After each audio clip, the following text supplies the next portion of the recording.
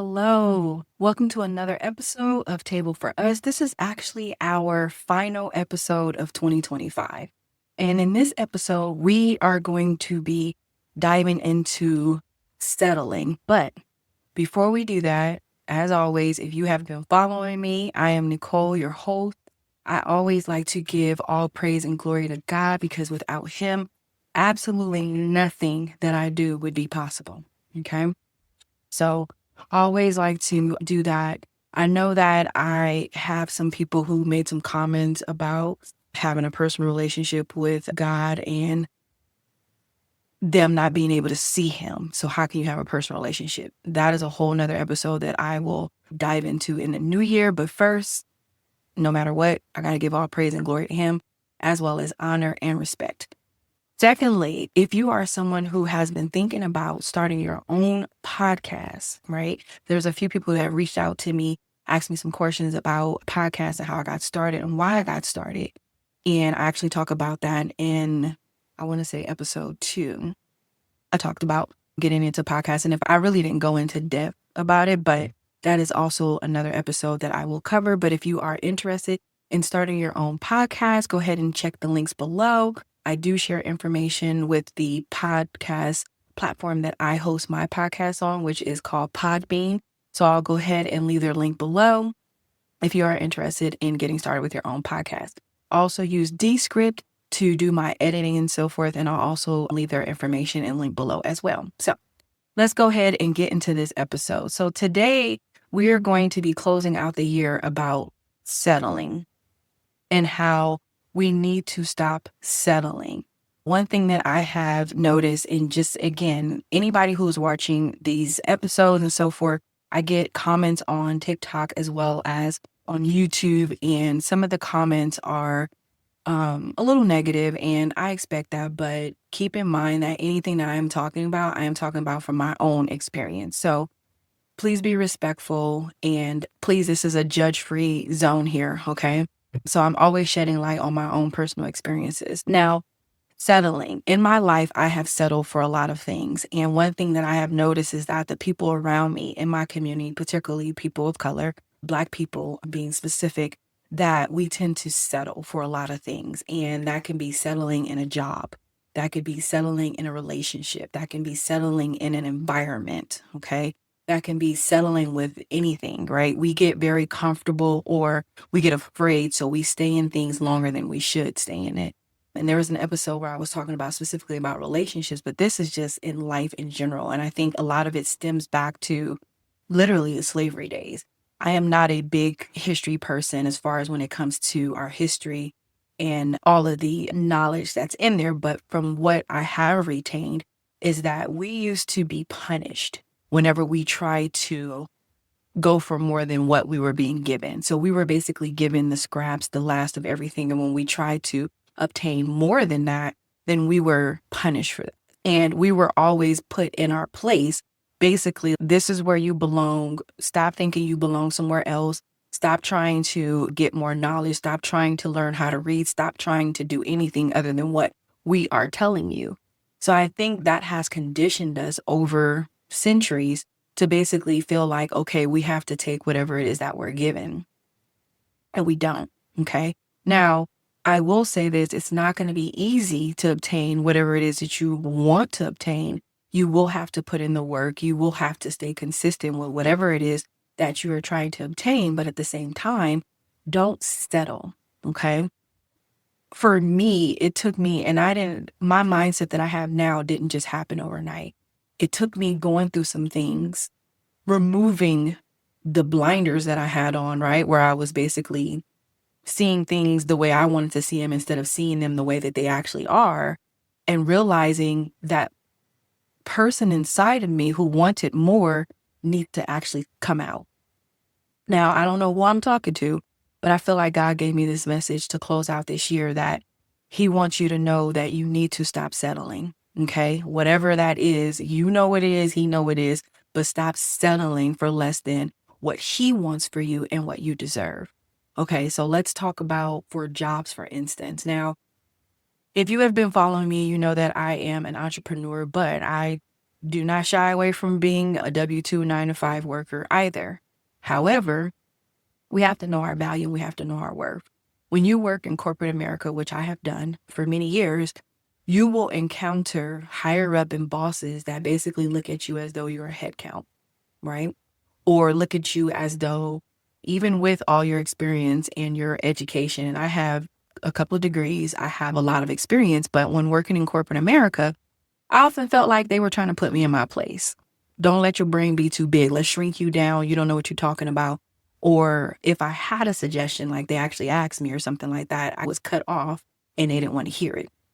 So I got into this mode of, all right, let me come in, let me do my job, my 9 to 5, whatever that is, and clock in, clock out, whatever. And it got to the point where I started being unhappy because I felt like I was underappreciated, undervalued, and that at any point, if y'all felt so, y'all go ahead and replace me because I was just a head count. I was no longer a part of the team. I was no longer a valued asset to the company, right?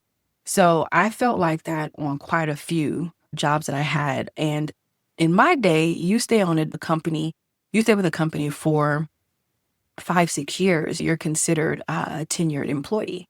Nowadays, it's like people only stay at a job for a year or two and then they're moving on. I was always raised, at least my grandmother told me, that you want stability. You want to stay somewhere for a long period of time. You don't want to be bouncing around and all that. I valued that. I was a very loyal employee.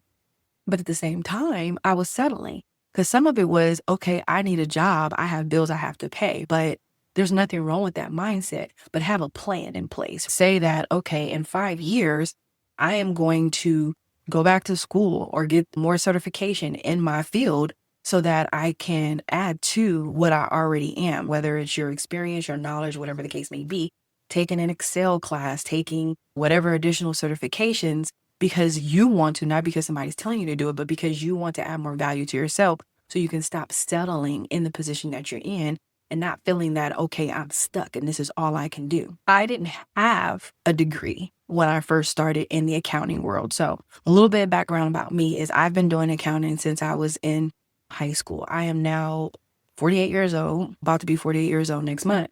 And it was just something that I always did. I had a class, I took a finance and business course when I was in high school, which landed me a internship with Charles Schwab doing bank reconciliations. And then from there, I just started building my resume with different jobs that were in the accounting field. I've done complete full cycle accounting, but I never had a degree for it.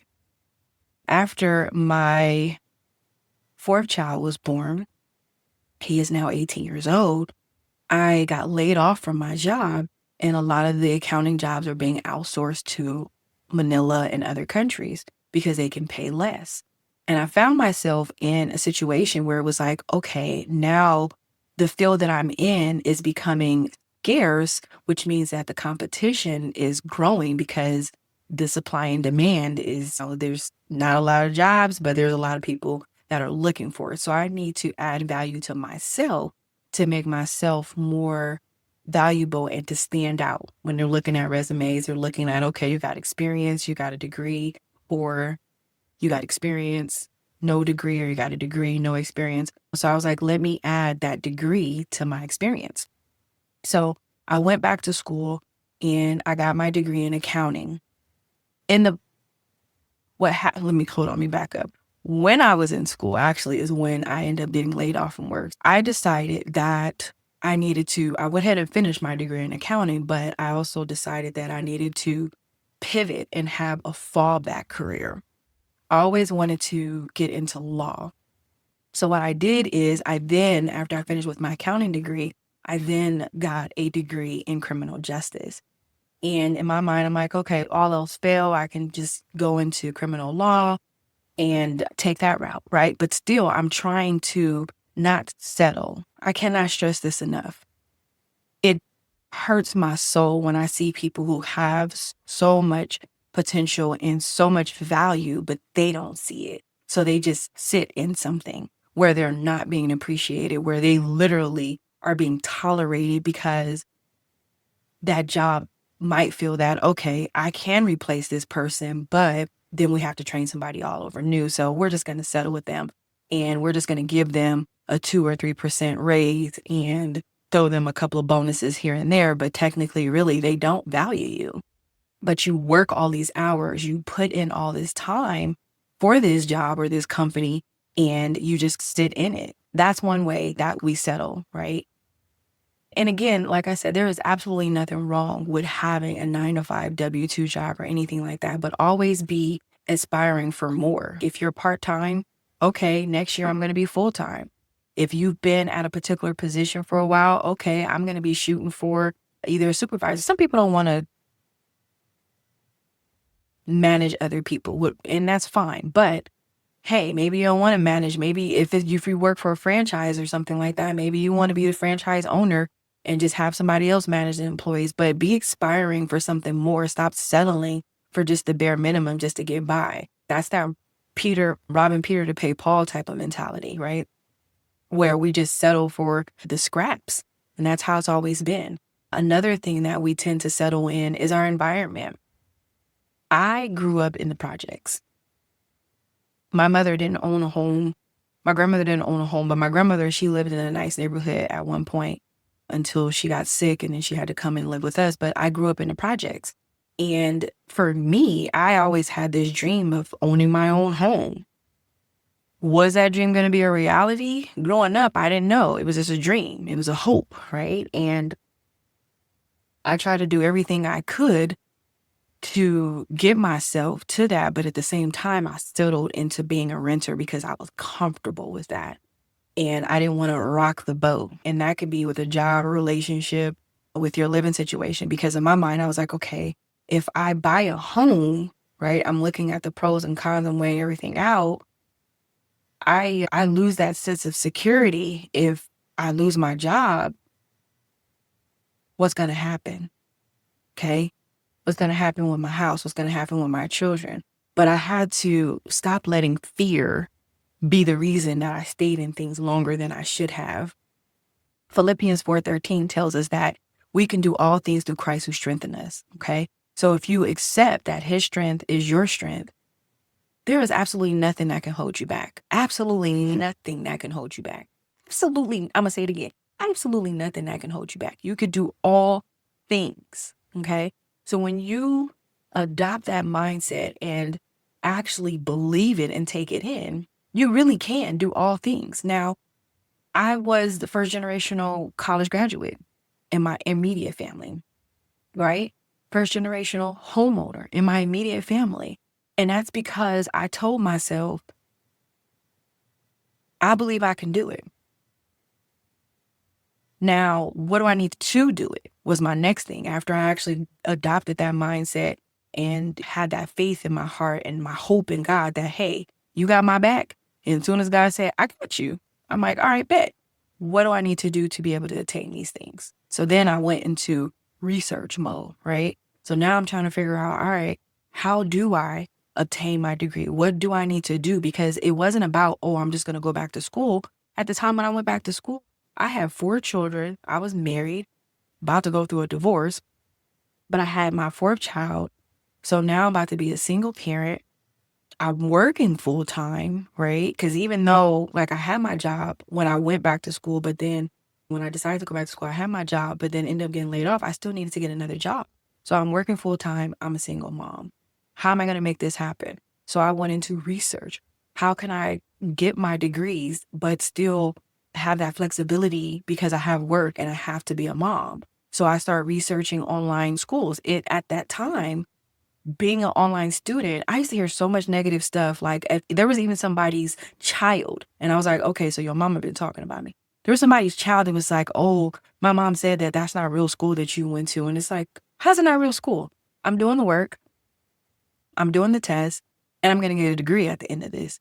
But they had just came out with online learning at that time, which was 18 years ago. And it was a new thing. But it was flexible. It worked for me. And I could do my classes at night. I could do my homework. I could join classes or watch the recording when I got a chance to. So it was self-paced, but at the same time, it wasn't. I still had a syllabus that I had to follow. But I did the research to find out how can I work this into my life. When it came to buying my house, I did some research. What do I need to do? What credit score do I need to have? How much money do I need to have saved up? Because I didn't have the blueprint from my mother or my grandmother. I was the first one doing this. So it was like, okay, let me figure out how to do this. Now, what I will say is my sister-in-law, which I just call her my sister, but for context purpose, she's my sister-in-law. She's my children's aunt on their dad's side. She owned a home first. So I reached out to somebody that I knew in addition to me doing my research and talked to her about the process of buying a home and stuff like that. And then I had a cousin who also owned her home. So do your research, talk to different people who are already where you're trying to get. I cannot stress that enough as far as surrounding yourself around like-minded people, surrounding yourself around people who are where it is that you want to get so that you can be able to get that knowledge and experience. And even the do's and don'ts from off of what they went through. There's absolutely nothing wrong with that. So it's like, okay, let me talk to this person because they've already gone through this so they can tell me what I shouldn't do, what I should avoid, point me in the right direction so that I can do further research. Okay. So instead of settling, talk to somebody. Don't be embarrassed about, oh, I don't want to be judged, so I don't want to say nothing to anybody or whatever about what it is that I'm thinking or I'm planning.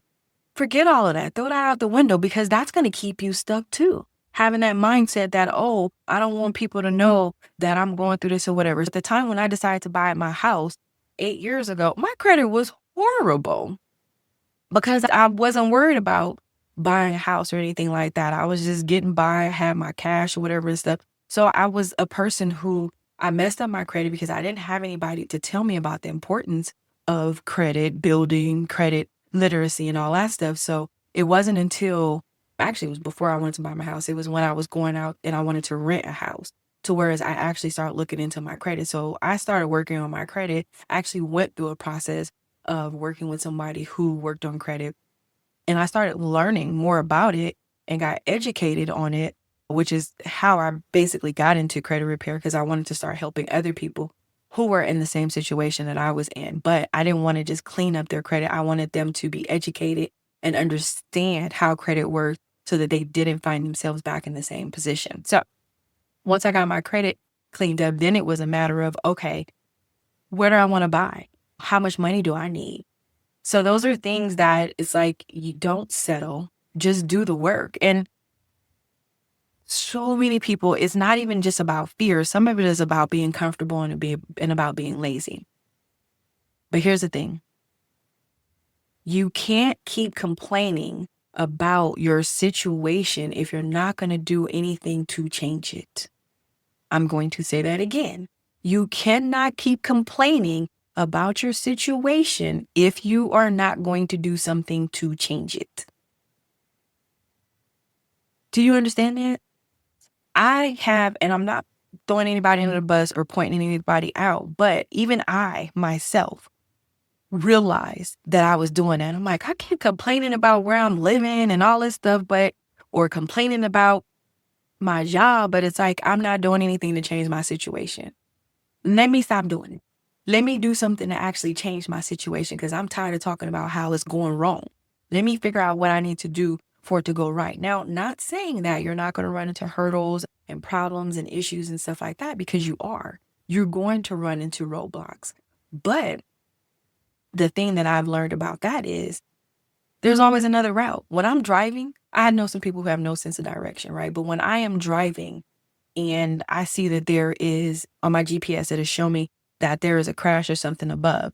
In my mind, I'm like, okay, let's go this way because that still won't get me home. So I redirect myself because sometimes it might not pop up on the GPS, but I know other ways to get where it is I'm trying to go. Okay. You have to have backup plan and then a backup plan for that backup plan because you are going to run into hurdles when you're trying to get yourself out of settling whatever it is, but don't give up. Keep going, right? Keep trying to find another way because that is nothing but the enemy. When God has something good and stored for you, the enemy will come in and try to steal what it is that he is trying to bless you with. So he will throw in roadblocks. He will throw in hurdles. He will throw in closed doors. He will throw in a bunch of no's. He will do all of that to stop you from attaining what it is that God is trying to bless you with. God doesn't want us to settle. God doesn't want us to sit in places where we are unhappy. God doesn't want us to sit in relationships that we are not happy with. He does not want us to sit in jobs where we're not being valued and appreciated. He wants greater and more for us. He wants us to be whole. He does not want us to settle being in pain or having health issues either. So if you have things that are going on with you, stop settling and saying, oh, I've been dealing with this pain for this long. It's okay. I'll be all right. Maybe it'll go away. No, go find out what you need to do to be better, to be whole, to be complete. Okay. And if you are getting information from one doctor and they're not giving you the answers that you need, get a second opinion, get a third opinion, but stop settling. We have to get out of that mindset of settling because we're comfortable or because this is how it's always been or because we're afraid. Fear will keep you somewhere longer than you should be. The only thing that you should be fearing is God. And God is not going to be having us in bad situations. We keep ourselves in bad situations because we're not trusting him, because we're not trusting the strength that he provides to us. So if you don't take anything else from this episode, take this. Stop being afraid to go after whatever it is that you want. Now, I will say this. Ask God for discernment. Pray about it so that he can give you guidance because he can actually order your steps so that you run into fewer roadblocks, okay? So that you have fewer no's. And honestly, don't even look at those no's as rejection. Look at it as protection. There has been so many times that I have been told no or doors have been closed. And in that instant, I was just like, I was feeling some type of way. I'm not even gonna lie. And then all of a sudden after that, my second thought was, that's God protecting me from something that I cannot see. That's God protecting me from myself sometimes, right? Because sometimes we'll sit up there and we think we know everything. So we'll continue to do something or relationship, continue to stay in something we're not supposed to stay in. So he'll remove us or remove that person to protect us from ourselves, from continuing to run our head or beat our head up against a wall. I want my people to prosper. God wants us to prosper. Okay? I want more and bigger and better for us. But we have to believe that we first deserve it, right? Then believe that we can do all things through Christ who strengthens us. We can obtain whatever it is that we're trying to obtain. If you are somebody who wants to go back to school, but you feel like, oh, I'm too old, I can't do it. Stop telling yourself that. You could do it.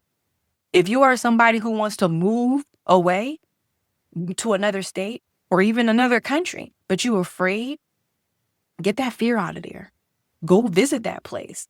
My son and my daughter-in-law, they wanted to relocate and move to Japan. And so many people were like, what, Japan, another country but with books? But I had to think about it. And I was like, that's an experience. When I was growing up, half of us never even left the neighborhood. We didn't know nothing about anything outside of our neighborhood. And if we had been outside the neighborhood, we didn't know anything outside of our city. And if we had been out the city, we had never been out the state. So I'm like, yeah, go ahead, but go visit first and see if that's something that you actually want to do. I'm all for it. I'm going to be supportive. So if you want to relocate and move, go do it. Just make sure you got stuff set up, right? You got a backup plan for the backup plan and then a backup plan for that backup plan, right? If you want to leave a relationship, but you're afraid of either being alone or starting over or feeling, oh, I'm too old. I got too many children. Nobody's going to want me. Whatever it is, that fear that's keeping you, throw it away. Okay? It's not as scary as you keep telling yourself. And that is nothing but the enemy.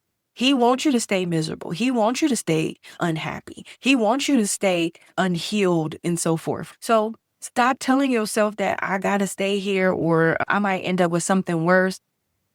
You could be by yourself. I used to tell myself that too. I stayed in situations longer than I should have out of fear because I'm like, oh, actually, my ex-husband told me, ain't nobody going to want you with 4 kids. And I believed it. So I was just like, so I stayed in the marriage longer than I should have. And then I started thinking about it. I was like, why wouldn't they? Or honestly, why do I need to be with anybody else? I could just be by myself and still be happy. All I knew was I was with my high school sweetheart for 7 years, 9 years or something like that. Then my next relationship for another 7 years.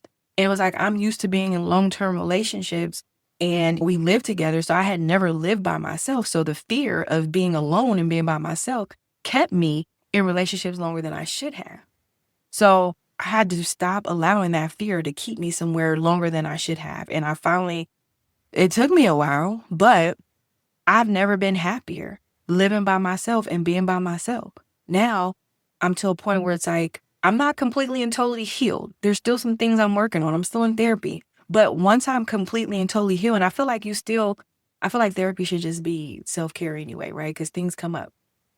There's still a lot of stuff that I have to unpack. We're talking about 48 years of just different things that have happened over the course of my life, from childhood to adolescence to teenage to young adult to now, right? So you need to work through all of those things so that once God does bless me with whoever my husband's supposed to be, I'm praying that he working on himself too. So when we come together, we are two healed individuals, and then we can do the work together in our relationship versus I'm coming in with my baggage and my hurt and my trust issues. You coming in with whatever issues you've had, either with your mom or other relationships. So now we both just unhealed and taking our frustrations and stuff out on each other or treating each other wrong, not intentionally, but that's what's happening. So with that said, really take away from this to look at your life and figure out, what things am I settling in? What is it that I actually want to do, but fear is holding me back?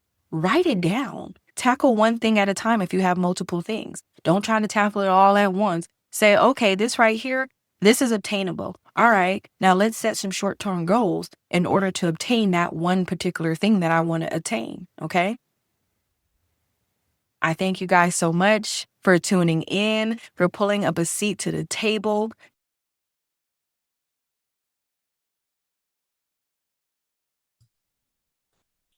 Hi, I'm Nicolette Royal, and I am the owner of NRO Company. So that is Nicolette Royal Original Company. That is what that stands for, NRO Company for short.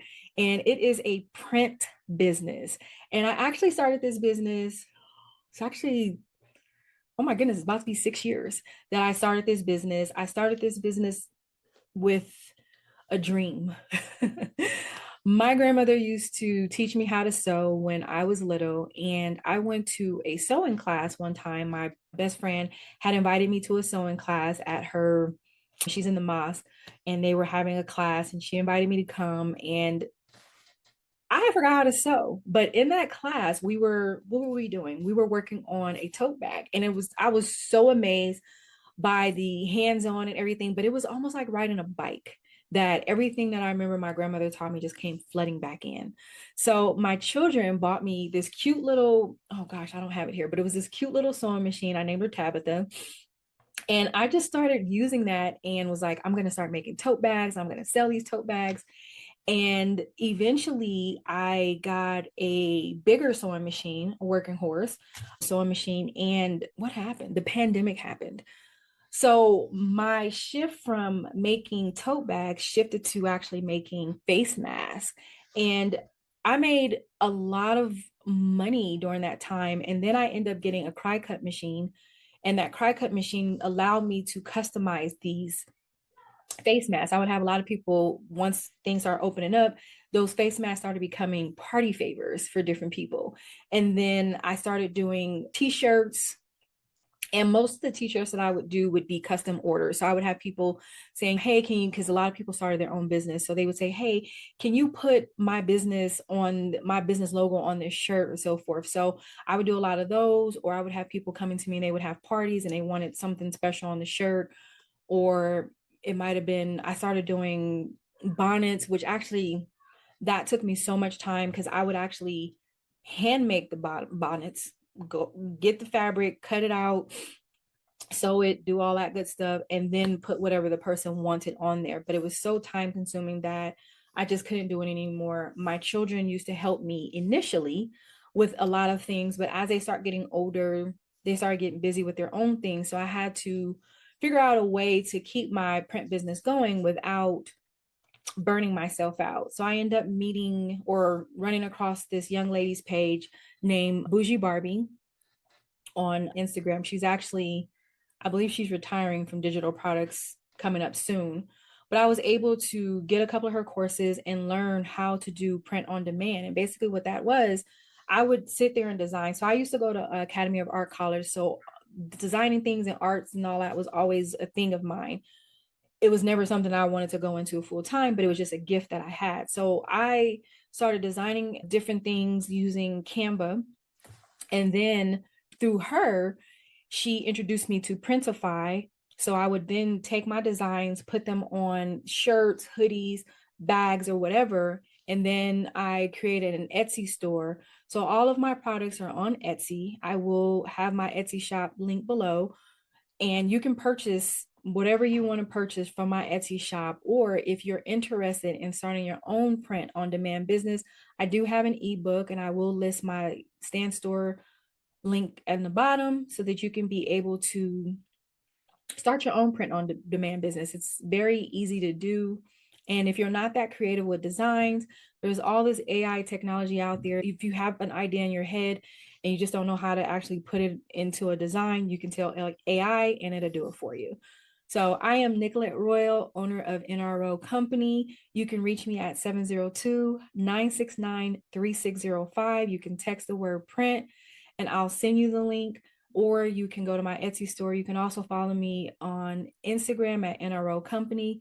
So thank you guys. You guys, make sure that you are not subscribed to my channel, that you go ahead and subscribe. You like this, go ahead and comment, share it with somebody else. Make sure you guys tune in for 2026 because it is going to be a year of healing and growth. Okay. All right, you guys, thank you so much. Again, if you are somebody who is interested in starting your own podcast, make sure you click the links below. I'm going to share what I use to edit and also who hosts my podcast, which is Podbean. And you guys, happy holidays to you guys and blessings to you guys.